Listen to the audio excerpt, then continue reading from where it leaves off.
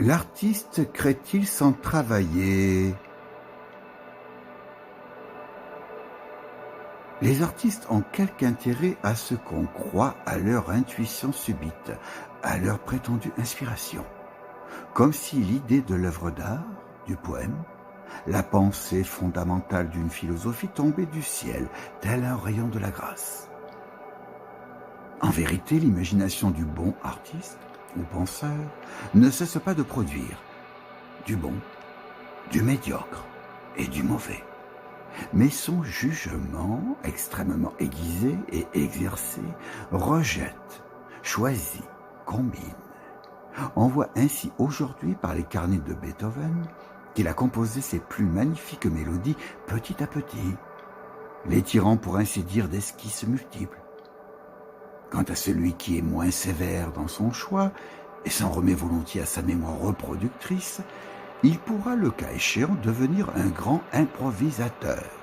Mais c'est un bas niveau que celui de l'improvisation artistique au regard de l'idée choisie avec peine et sérieux pour une œuvre. Tous les grands hommes étaient de grands travailleurs, infatigables quand il s'agissait d'inventer, mais aussi de rejeter, de trier, de remanier, d'arranger.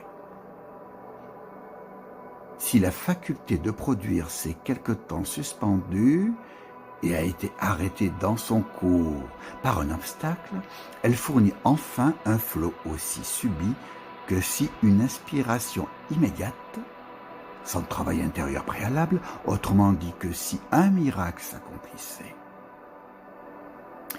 C'est ce qui produit l'illusion connue, au maintien de laquelle, comme j'ai dit, l'intérêt de tous les artistes est un peu trop attaché. Le capital n'a fait juste que s'accumuler. Il n'est pas en une fois tombé du ciel.